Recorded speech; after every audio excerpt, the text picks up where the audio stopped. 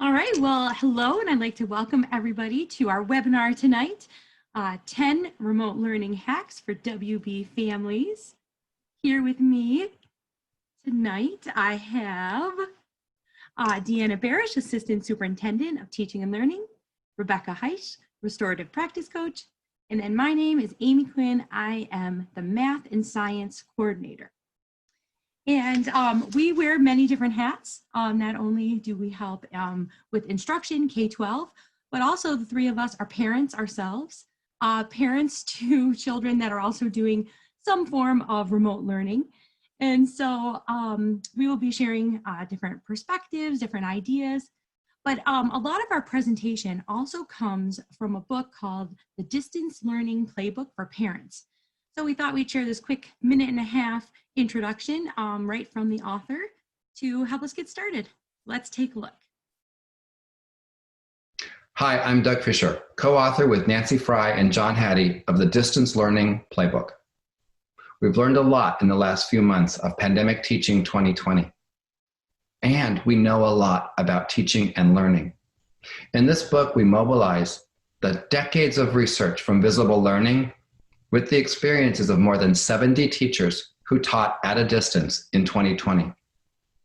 We put their thinking together with the research and provide you tools to engage your students in learning from a distance. This book is more than tools and apps. Yes, we do talk about some tools and some apps that are useful in distance learning, but we start off with taking care of yourself. We then think about how to set up those first days of school. What are the routines and procedures necessary? We move into how to develop student-teacher relationships, teacher clarity, and teacher credibility from a distance. We focus on engagement, designing meaningful learning experiences, assessment, and feedback. All the things necessary to ensure students actually learn, irrespective of the format of school. We hope you'll join us in this journey as we impact students' learning, even from a distance. All right, so the book on the left, that was actually a book we used in our professional development to help prepare teachers to kind of change their practice for distance learning. And then the book on the right is a picture of a few, definitely we're getting a few ideas from that book on the right. And Becky will be sharing some other exciting ideas that we have. Today we are doing the presenting, but there will be a time where we definitely want parents to be supporting each other along with us and communicating and collaborating. There were two quotes from the book that teachers we really had a good discussion around. And this first one was, to be clear, the pandemic teaching of 2020 was really not distance learning, it was crisis teaching. And you know, if you look at where we are now compared to where we were in the spring, we've come very far. And we had to really kind of rethink what was the instruction going to look like so we could move forward, engage students. We now have Canvas. We are Zoom experts. So it was really looking at that the teaching we're doing now, remote, it was different before. And just to speak upon that, our audience tonight is parents probably tuning in, K-12. We know some of you may be from Lakers Online and all virtual. Some might be from the high school, which is currently virtual. Some of you might have a little bit of in-person time, but your specials are virtual, or possibly in middle school, your electives are virtual. But we're really just hoping for tonight that we will help you kind of get some ideas to really support and make things a little bit easier with distance learning. So this is a little bit for everybody. And then moving on to this next quote, although you may be new to distance learning, you are not new to education. This was definitely a turning point for teachers, knowing that, you know what, we know what good instruction is. We know our standards, our content, best practices. We just had to kind of rethink how we were going to deliver that instruction. And definitely kind of reflect and change and support each other. So we wanted to have a little catchy, clever name. We all know a life hack, right? Something that will kind of make things a little bit easier. And that's what we hope today, that you'll walk away tonight having a few ideas that will help you make this a smooth transition and continue the smooth transition of remote learning. So we've got 10 that we're going to be talking about, and I'm going to turn it over to Becky. Good evening, everyone. As Amy said, thank you for joining us tonight. We're really excited to be here. Hopefully you were able to be outside at some point today, or at least have a nice drive in the car and get some sun. It's quite warm out there today for a fall day, so it's beautiful. As the author mentioned in his intro video, there's many pieces to the distance learning puzzle. And tonight we're going to focus on the technology piece, which Amy is one of our experts. So she has some tips there, student-teacher relationship, and then just some more tips for you as the parent of a student in remote learning. And as Amy said, we are all parents. I have 2 elementary school students. Amy has her middle school and elementary school students, and then high school and elementary. High school. She's a freshman now. She's going so quickly. And Deanna has our high school covered too, and a little bit of college. So, we're going to talk to each piece this evening. And so our hack number 1 is remembering that we are parents first. Our roles have all switched at home. I went from being a parent to being a parent and a support for my child, or both my children during remote learning, and your role has switched at home as well. We also have grandparents helping while I am at work. And so their role has also changed. That dynamic has changed. My kids are used to going out to lunch and going to Target with the grandparents. And now grandparents are having to keep the kids focused online and help with homework and daily assignments. And so we are all, we have to remember our role, and we are definitely parents first. We are our children's first and primary teacher around life skills and around identity and habits. But in terms of academics, this leads into number 2, allow yourself some grace. You do not have to be the go-to expert. The teacher, you are helping alongside the teachers and helping your child and being supportive, but we definitely have our teachers as experts. And so we have to remember that it's okay for us to make mistakes as well. And then also to extend grace to others, grandparents who may be helping, or neighbors or nannies, or other extended family.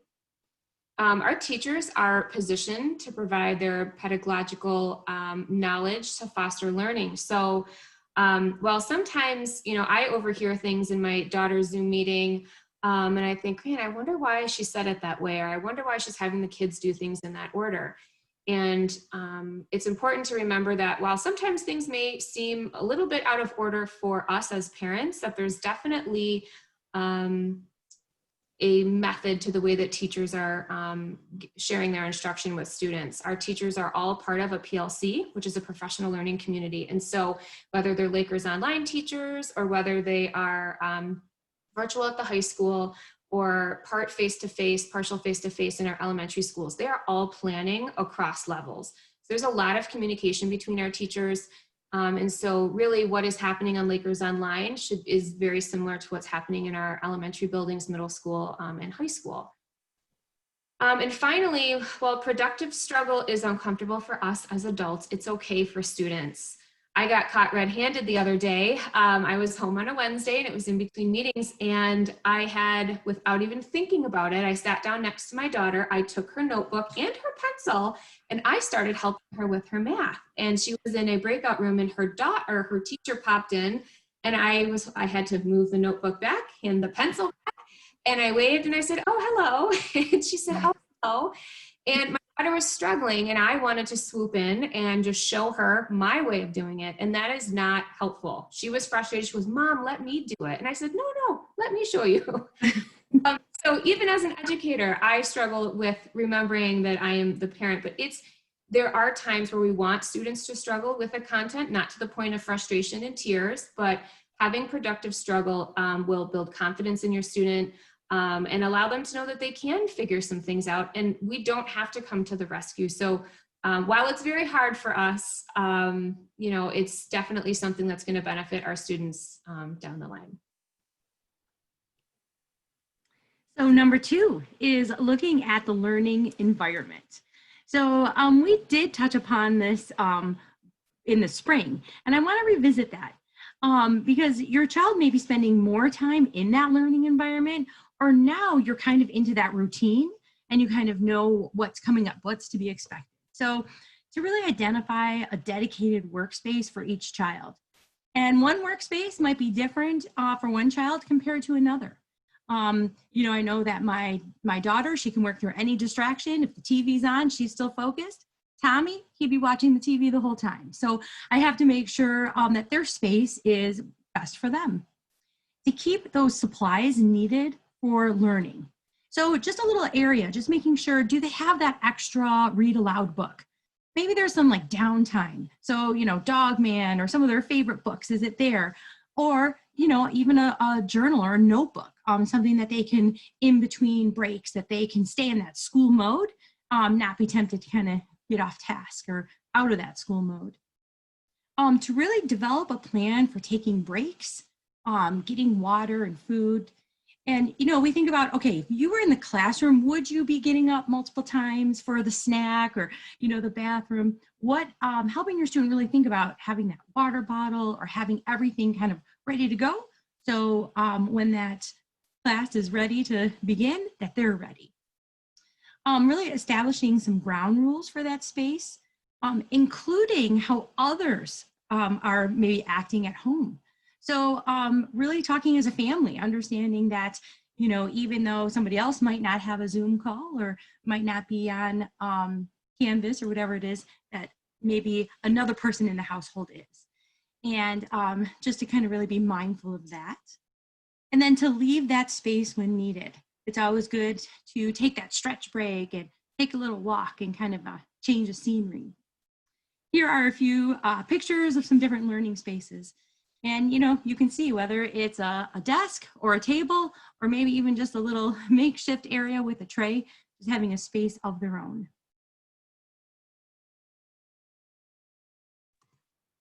All right, routines. Routines are comforting and predictable for all of us.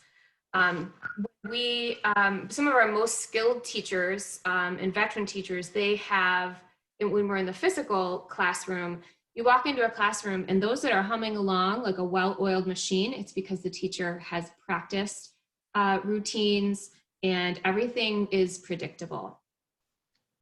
Even when we were in physical school, I'm sure when your kids were attending our brick and mortar schools, your kids were up, brushing their teeth. There was some sort of routine to get all of the supplies ready so that everybody can get out the door on time.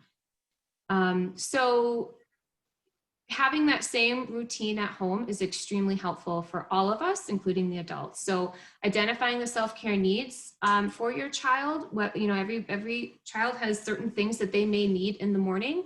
I know our older daughter likes to be up and have her TV time before, while the other one can just pop right up and she's ready to go. She's dressed, teeth are brushed, and she's, you know, ready for the day. So as Amy said, knowing what our kids need, we try to have a schedule at home. We've taught them both how to use an alarm so that they're up on their own. It's a 2nd and a 5th grader.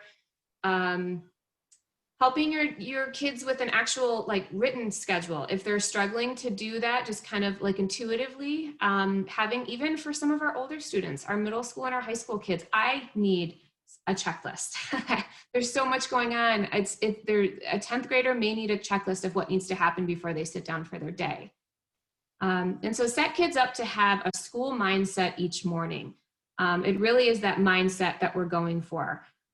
Having them get up, and if that's pick out, you know, their outfit the night before so that their outfit is ready, that's helpful. Packing lunches the night before so that that is not a struggle during the day. That's been very helpful for many parents. And so trying to make things, just those little things to make your morning and your evening a little bit easier are definitely going to help with the predictability. Many kids that struggle with some anxiety or tend to struggle with no routine, that is going to make your morning much easier. So I tend to think, I like to be in the little brain on the right. Everything has a place and in order. And I often feel on the left if I veer off the path from my routine.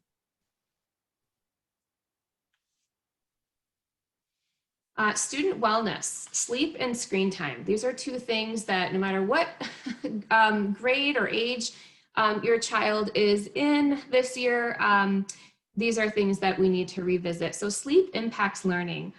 It's just as important as food, water, and physical exercise at this point. We know that there is some evidence that good sleep is associated with less academic struggle and less behavioral struggles. So that is something that having those nighttime routines and morning routines are going to be very helpful. Establishing bedtimes and sticking to them, as hard as it is, that is going to be very helpful for you and your child, even on the weekends. My kids want to stay up and maybe watch a movie or things like that, but we try really hard to stay within a half an hour of their normal bedtime, just so that they don't get out of their sleep pattern. And of course, we've all read lots of articles and seen on the news, and there's lots of blue light glasses, but avoiding electronics at least an hour before bedtime. And I know that's going to be very hard for our secondary students, but trying to develop a pattern, even if it's asking them to put their cell phone away a little bit earlier each night, that's going to help them along the way. And I put a picture of LeBron James on there because he has a very strict sleep schedule. So if you have a basketball fan at home, just search LeBron James routine, LeBron James sleep schedule. He gets a solid night of sleep and he takes naps during the day, like every day. And of course, he has people helping him with his routine every single day. I'm sure a whole team of people, but that just might be a little bit of encouragement for your secondary student that, you know what, if I want to perform well, I can act like LeBron James and get a little bit of sleep. So that can be very helpful.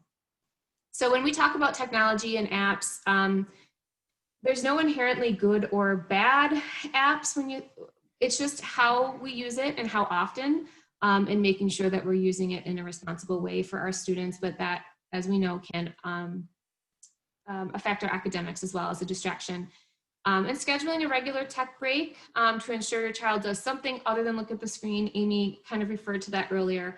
And I know that's hard. I mean, I'm working, I'm out of the house 4 days a week. On Wednesdays, I'm working, but I'm listening to what's going on.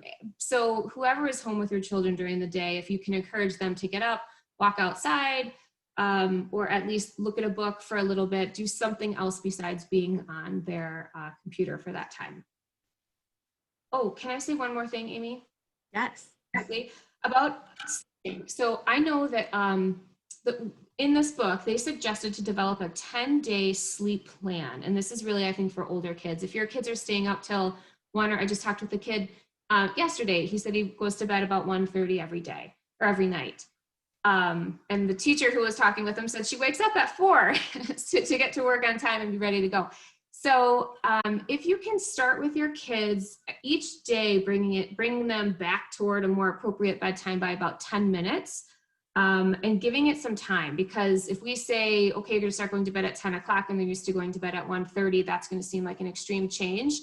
That is also going to stress them out. They're going to push back. But if we can maybe start bringing it back a little bit each night, having a sleep plan and kind of talking about it as it goes, that might help some of our secondary students. And I assume we're going to share this later, Amy, our presentation, but you can find where your child might fit here and how many hours of sleep they might need. And parent wellness. We can't pour from an empty cup, and we can't fill our child's cup if ours is empty. So making sure that we're taking care of ourselves. This picture, I laughed out loud when I saw it. I think this is from one of the New Yorker comics, but anyway, I thought it was funny. But developing a work-life balance plan for yourself, Setting ground rules with people in your space. If you are working from home, really setting some ground rules. Again, it being very clear and having a routine while you are in a meeting or while grandma is there or aunt or whoever is helping you during the day. But really making sure that things are clear for our kids. Again, routine that keeps coming up, having a morning routine for ourselves makes our days go a little bit better, not as stressful. Maintaining regular hours, including sleep hours, again, for the adults, that's just as important as it is for the kids. Ending your day with a routine makes the morning a little bit easier, and having one meaningful conversation with someone outside your home a day. If you are working outside the home, you're talking with coworkers, but if you are home during the day with your kids and there's no other adult home, talking with a neighbor outside when you get the mail, laughing, calling someone, a friend, a family member, but trying to have one conversation outside of your home is going to help, I think, the adults make it through the day as well if you're home all day. And reach out if you need help. Our social workers in every building, they're there to help. The administrators, of course, the teacher. But if you're struggling with something, with your child's academics, we are all here to help, and we love to help. So please reach out and let everybody know if there's questions or if you need some additional support. We're all here.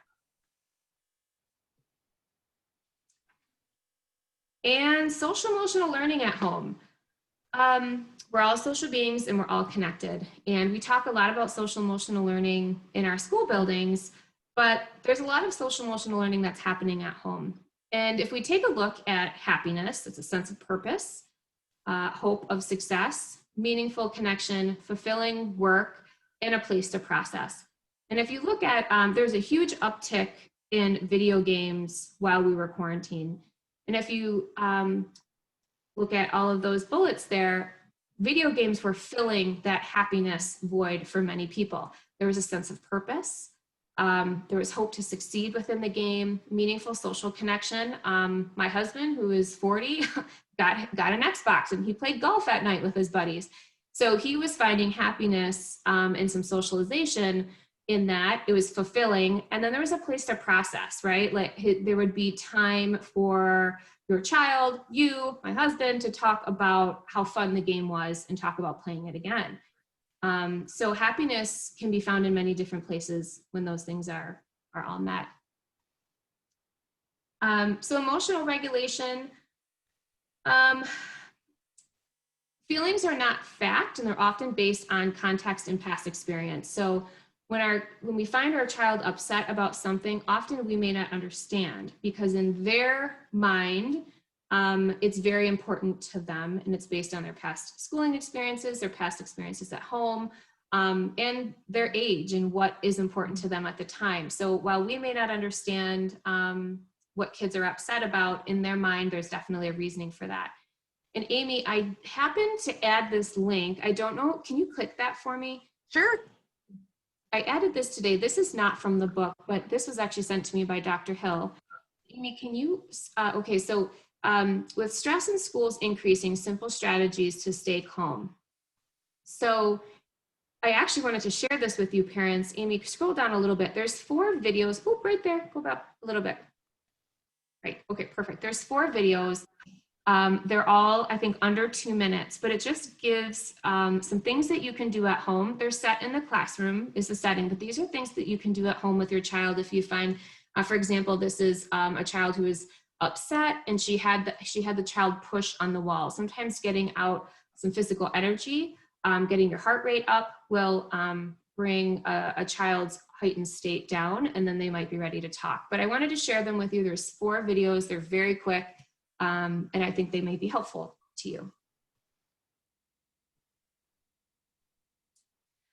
Finally, giving students the ability to describe how they're feeling allows them to take ownership over how they're feeling.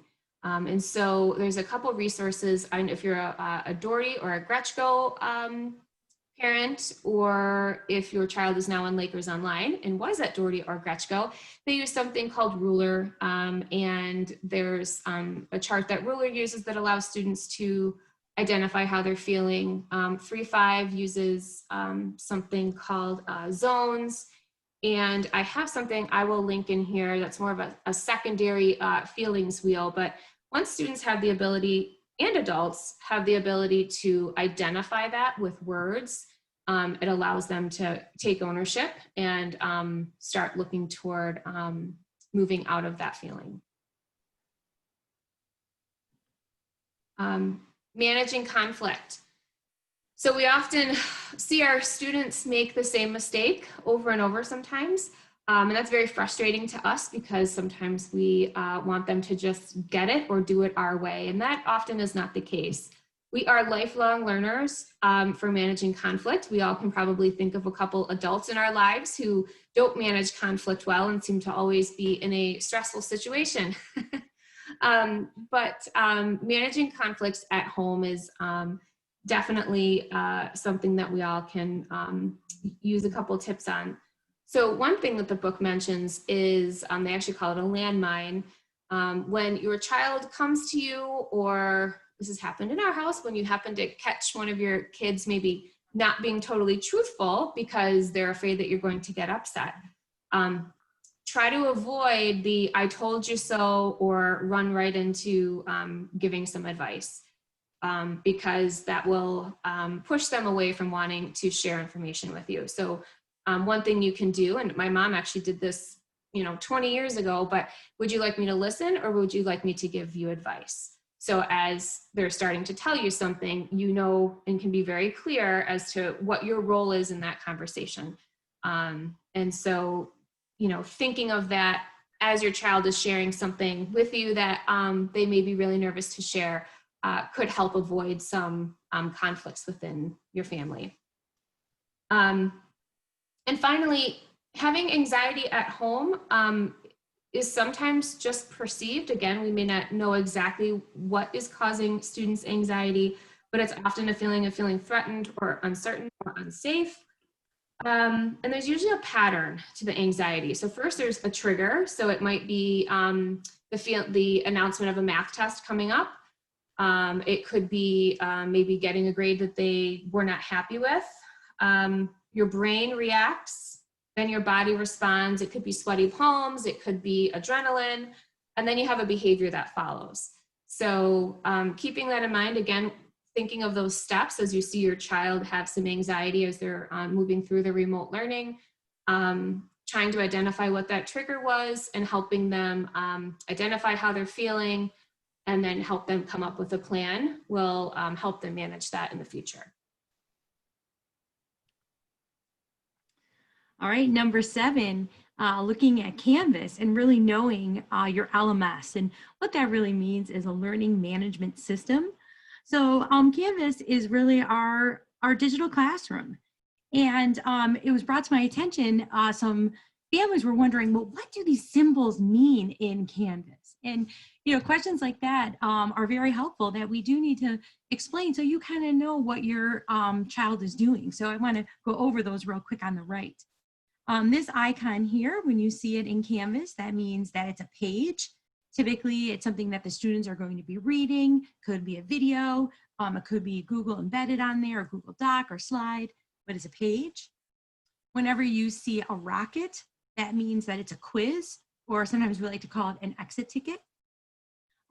These speech bubbles here, that means it's a discussion. They're expected to reply, kind of go back and forth in conversation. This picture right here, which is looks like the page, but with a pencil, that means it is an assignment. And usually an assignment is turned in versus a page that might not be. And then the paperclip, that's a file. So something is attached. Typically, it's going to take the student right to that document, whatever it is. So we've had a few webinars on Canvas, first kind of showing the features, but then we tried to go into a little bit more detail. And all of those webinars are on our district webpage. And so I just wanted to direct you there. If you feel like, okay, now we're living it, now we have a few more questions, let's maybe go back and hear some of that. But really how to navigate through Canvas as our, the platform that we're using. Making sure that passwords are accessible. Typically they're in Canvas, but they might need a little help or maybe a little area to find those passwords. And then thinking about, okay, Canvas, it's like our digital classroom. Think about, would I be doing this if they were in the school building? So there might be times where you're, tempted to, like Becky was saying earlier, sit down next to your child or kind of join in or help them with Canvas. But you have to realize that this is their digital classroom. These are tasks that the teacher is wanting them to do independently. And there may be times where there is a certain kind of formative assessment where the teacher is just kind of checking in on a different task, and it's not meant to maybe be completely known what the end result is. Maybe they're kind of working through that task and that productive struggle. And a few parents were asking, well, okay, how, if I do have questions, where do I go to? And so every teacher does have office hours. So that might be a time where you want to connect with your teacher to ask them those questions. Of course, you could always do email, but if not, find out when that office hour time is so you can really connect. And then, as I mentioned on our website, that is where if you have a technology ticket that you need to put in, or you needed to do a help ticket, it's all right there. And this next, okay, so right here on the bottom left, as you can see on our webpage, we have a Canvas tab, and that will have all the information there. And then on the right, these are all hyperlinked. We'll make sure that this presentation is on our district website, so you can see Becky's videos, you can see these links to also. But this will take you to the Canvas community, and there's places just for parents to connect and communicate and ask questions and all that. Can I interject for just a second, Amy? Yes. So one thing is we talked about with parents around how to ask questions or where to go for resources around Canvas is just to remind everyone that our teachers are new to Canvas too. And so probably they are not always the first go-to to answer questions about Canvas. The teachers began to receive training in mid-July, and they're learning kind of like how that works sometimes, where they're just 2 steps ahead of everybody else as they learn all the tools and realize how they can upload documents and upload videos and make sure that it's accessible to all students. So probably often you may find that you'll email a teacher and they're going to say, I'm not really sure, because I'm learning that as well. So I think those resources you shared regarding the communities and the webinars that we have on the website, and then certainly that ability to reach out to someone within the district through our Canvas help is probably the best way to go, simply because our teachers are still learning the tool. And I know they've had to answer a lot of questions. In fact, they're doing a lot of technology questions. So I'm glad that you're reviewing that. What's on our website are links to the Oakland Schools Help Desk. So if parents have questions about their Chromebook, or students have questions about their Chromebook, that's different than questions about Canvas or PowerSchool. Those all kind of get segregated other places. And that teachers are not always the first line of defense, I guess, to answer those questions. Probably going to the website is a better spot. So here we've got 6 different links that kind of breaks down also that you can go to for some more information. So definitely, I know a few parents had questions about being an observer.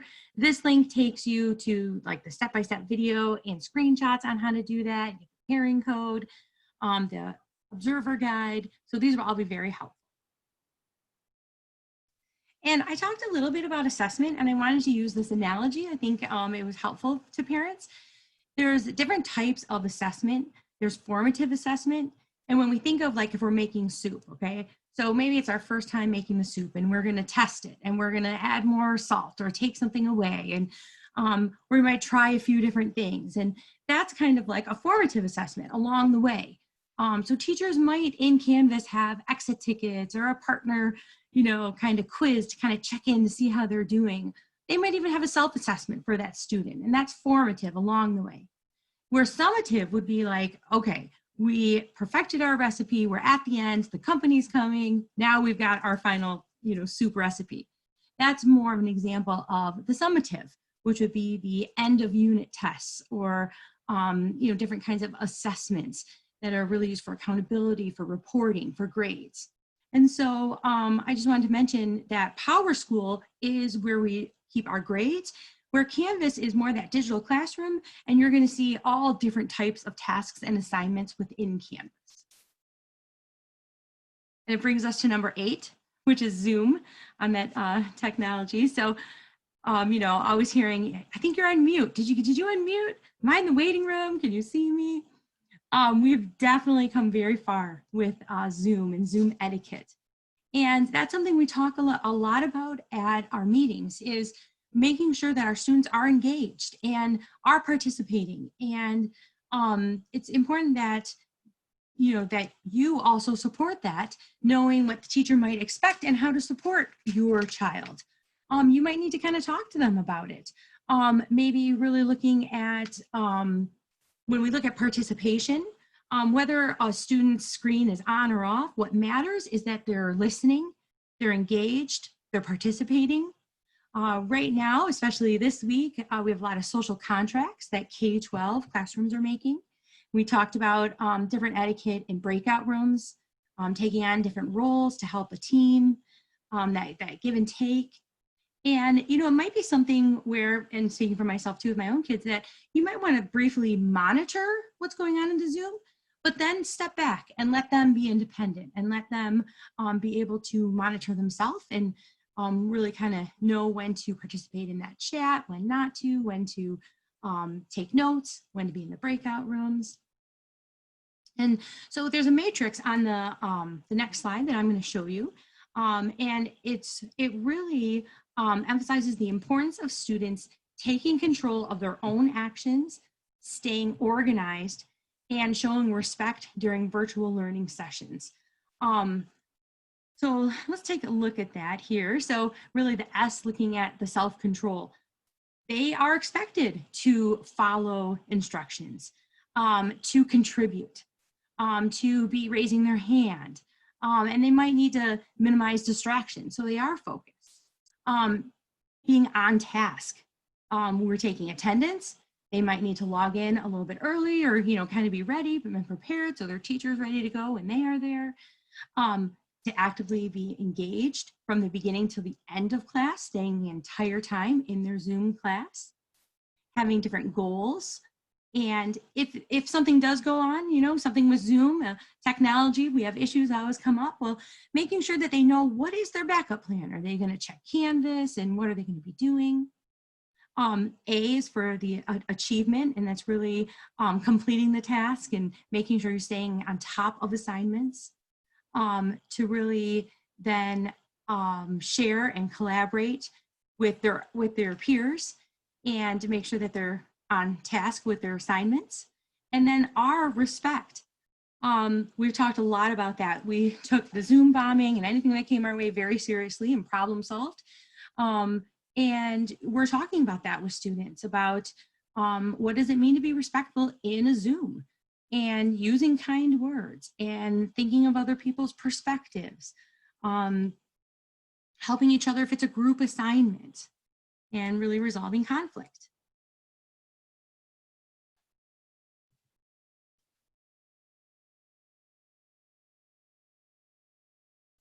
Becky's muted. We just talked about Zoom and muting. Sorry, demonstrating.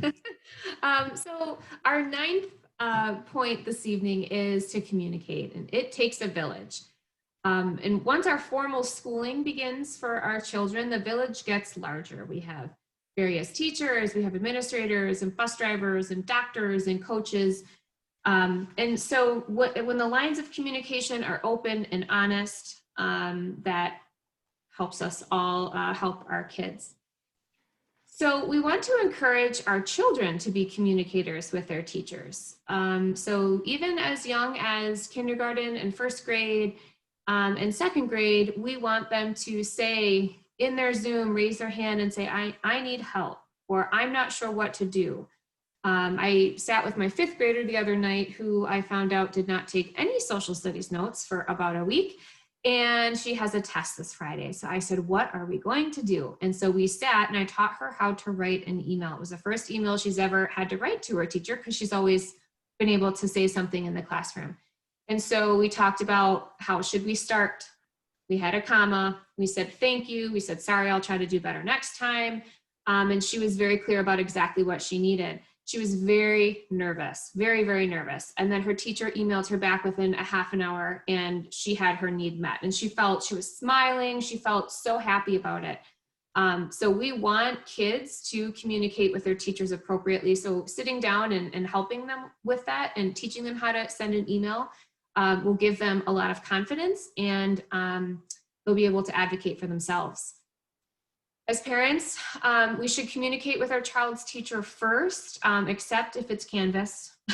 We're gonna go to those links, but we want parents and kids to communicate with the teacher first if they have concerns or questions. The teacher has firsthand information about what's happening in the digital classroom, and they'll be able to answer best. And the final point for communicate is we want to model mutual respect for our kids when speaking publicly and privately about teachers and about their learning experience. You know, I know I've talked a lot about my kids, but we tease one of our daughters about having sonar ears. Not that her ears are big, but I could be talking about something like 3 rooms over and she'll pop her head in and say, wait, what did you say about him or her or something? And kids hear what we're saying. They can feel our frustrations. And often, you know, kids look up to us as parents. And so they will kind of start to believe what we say about certain things and situations. And so, you know, we want to be careful publicly and privately about how we are talking about our child's education, about teachers, administrators, and so on. And we really want to make sure that if we do have concerns that we talk to to the teacher directly, and that will benefit our kids in the end. Can I interject for just a second too? I'm the queen of Sure. interjections tonight, sorry. So along the lines of communication, one of the things that I want to just reiterate is, of course, your child's teacher is your first person, right? That is your go-to, that is your connection. We also have to recognize that teachers, like all of us, have kids at home too, and they have their own families, and they have things that they do outside of just work and teach. So if they don't, a typical rule of thumb that is typical in the business world and anywhere else is 24 hours for someone to respond to an email or to a telephone call. And we've encouraged our teachers, because this is so new and the expectations are very different than any of us have ever experienced, that it's okay for them to not check email after school is out for the day, that in fact it's okay not to check email over the weekends or to do things like that, because they also need to, for their mental health, step away and attend to their needs and attend to the needs of their own families as well. So I know it can sometimes feel like I need an answer right this second, or my child needs an answer right this second, and we understand that. But again, when we go back to the beginning where we talked about giving one another grace, that's an example of that as well. There certainly is a period of time, if you haven't heard from someone in more than 24 hours, it's been 48 or 72 hours, then I think it's more than appropriate to follow up or to send another email, or actually to reach out to an administrator if need be. But we are encouraging our teachers to take some time, and that once that school day is over, they should unplug so that they can take care of themselves as well. The other part I would say about communication is I've been privy to many things on the Lakers Online parent Facebook group, and by and large, it has been very positive, and you've created this great support network for one another, as you all have learned to navigate how to be at-home teachers, parents, still work, navigate all those new things together. Then that's awesome. I would reiterate what Becky just said about students hearing, your children hearing what you say about teachers or administrators, and or comparing in a very public forum the performance of a teacher and maybe and you are seeing things in a remote learning setting that you wouldn't ever have that knowledge if your kids were in regular in-person school. And so we encourage you to remember that. Sometimes, like Becky said, you got to let it go, right? That's not your job. This is the teacher. They have expectations. This is their classroom. It just happens to be that your child is sitting at home engaging with that content. And so I think it is important that if you have concerns about something going on in your child's classroom, if you have concerns about content, about instruction, about pacing, about curriculum, that goes to the teacher first before that goes out into a public forum. Everyone has the ability to post, and certainly that is a freedom of speech, I guess. But I would say that has been pretty hurtful to some of our teachers when they also have seen things posted or circled back to them from parents about things that are out there. So just being cognizant that they're people, teachers are people. They have family members, they have kids, they have other things outside of just teaching, and that they're doing the very best they can every single day. So I would just say that that's my encouragement about communication. And if you have concerns, go back and ask the teacher. That's the best place to start. And we are at number 10. And that is the why. So, Becky, I had to laugh because you're the one that told the math story. And here this meme, me and my kids' daily Zoom meeting trying to learn second grade math. And really looking at the why behind some of the Zooms and the value. I know that, sometimes parents or students are kind of questioning, should I, attend the specials? Do I have to go to specials? Do I need to stay the whole time in electives? Am I really missing anything? Yes, you do need to stay. You do need to attend those specials and electives and the Zoom meetings. There's so much that goes on. And sometimes we might not realize it, but when we really look at, say, even if we look at iCenter, that's where the students are learning their research skills. They're supporting comprehension that goes on in the classroom. They're doing so much that builds upon the next lesson that we don't want students missing out on any type of instruction because they're not at a Zoom. And when you look at, okay, the value of my role as a parent, what can I do? I mean, I would say really making sure your child's engaged in as many meaningful learning that they can in real world. So, your job, the teacher is going to do the teaching and going to, introduce what they need to do.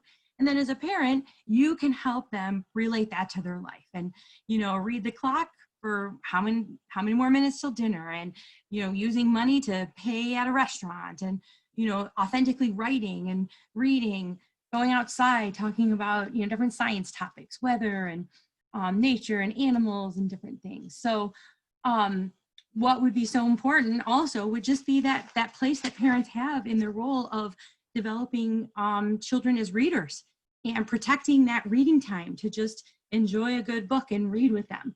My husband, he will say, okay, I don't know what to do. Do I log into Schoology, and do I have to do Epic, and what do I do? And I say, you know what, just read. We're reading Mr. Popper's Penguins 15 minutes every night. And that's like our protected time, because I know how important that is as a parent and how meaningful it is to just simply read with my child. And Becky talked a little bit about this too, about conversation. And that came up in this book. And I really wanted to put that in here, that taking time for quality conversation, it can be very difficult because we're so busy. We're multitasking. We're always getting ready for that next thing. But it's just so important that we remember the value of just talking and asking questions, having conversation. And so really thinking of the value of guiding and not telling, asking questions for children to even notice their own thinking when problem solving. And this leads into something in the book that they refer to as mind frames. I'll turn it over to Becky about mind frames and our plan. All right, so if you want to hang out with Amy and I, we're actually kind of fun, and we like to and Deanna, she will be there also. That's right, Deanna will be there too. And when I heard about this book, Mine Still Is Not In, it is awesome. It is a fabulous book about how parents can support students in remote learning. It's very aesthetically pleasing. There's some charts and it's colorful, and that always makes it easier to get through too, but it's not a tough read. It's really easy. And so there's 10 mind frames in the back of the book that we want to take some time and dig a little bit deeper if you're interested. And so we have a book club November 4th and November 11th from 6:30 to 7:30. It will be via Zoom. And if you'd like to participate, you can take your phone. I believe it works for Androids this way, but if you open your phone up for, like you're just gonna take a picture if you don't have a QR code reader, and just hold your phone over the QR code reader as if you're gonna take a picture, and it will kind of size it up, and it'll take you to a Google form. If you could, we really just need your email address. There's a couple of questions at the top, but if you're interested, please join us. Add your email at the bottom, and we will get back to you about just some more information about some questions to start thinking about before we have our first book club meeting. So yeah, and we're really excited about this. This is really one of the first times we've opened up a book club like this for all parents, all schools, all buildings, whatever grade. We will not be doing all the talking like we did tonight. We want to hear from parents, and we want you to support each other. We'll have breakout rooms. You'll kind of experience some of the things your child does. We're going to have breakout rooms, maybe throw in a jam board there or something to kind of share our thinking and collaborate and really support each other. So please consider joining us. And if there's anything else any of the panelists want to share before we go, now is a good time. Well, of course, I didn't have the right settings here. So hold on. I apologize. That is my fault, guys. And we will be having this on the website. So we'll make sure to also like put the link in to make sure that you, but we're so glad to see that people are joining our book club, Becky. Yes, it's very exciting. You might have a limit, first come, first serve. We'll see how many people we get in this book club. Amy, did you happen to look at the chat to see if there was any other questions that needed to be answered? Let me take a look. I probably should have been monitoring that. So. This is being recorded and we'll copy the entire chat too. So anything we can't answer now, we can always get back. Let's see. Oh, yeah. You know what somebody said about technology, no technology in the bedroom. And that's helpful because if not, then sometimes they tend to go on those video games or the phone or what it is. So there's a comment about that. All right, let's see. Oh, good, it works. Permission. Okay, that's pretty much it. There was one other one that we can address later, but other than that, it was just making sure the link works. And I believe, Chris, I saw you tested it out. You'll be part of that book club. Oh, yeah. Oh, thank you, Chris. I'm sure that for all the information, too, bring that out to Lakers Online. So we appreciate that as well, because we'll make sure that we get that group connected, too. So I want to thank Amy and Becky. I just want to tell you how this started. We had a teaching and learning team meeting last Thursday. We talked a little bit about how we can continue to support our parents in this journey. And, you know, certainly that can be frustrating when you feel pretty isolated, and as moms and dads and grandparents trying to navigate all of these new technology tools, keeping kids on task, you're realizing it's not an easy job to keep them engaged all day long and moving forward. And so I said, you know, I think we really need to make sure that we are providing some tools for our parents, that they know that we're here for them, and that we know that it's frustrating and that they're not islands all by themselves. And by Monday, they were not even. That was Thursday. By Friday afternoon, I had 14 text messages. We had a title. We were ready to go. We were ready to publish it. We tried to get things out very quickly. So we appreciate your time. I appreciate Amy and Becky always being willing to pick up and run with things like this, and to really do a great job, really wanting to start this book club as well, to provide ongoing support and avenues for you all as parents to support one another and to learn together. So thank you, Amy and Becky, for your time. Thanks to our parents tonight who joined us. Again, we'll make sure we get this posted on the website and out to everybody. And we look forward to engaging with you again on November 4th and the 11th in our book club. So it should be great. And as you're signing off, if I could ask one more thing, it's the chat isn't on, but the question answer is on, so you can just type it in there. But at the beginning, we said, we hope you leave here with one hack, one great idea. I'm going to try this. Can you please just share with us what it is? What's that one takeaway that you have? Because we would love to know. So on your way out, if you could type that, and have a great night. And thank you so much for joining in.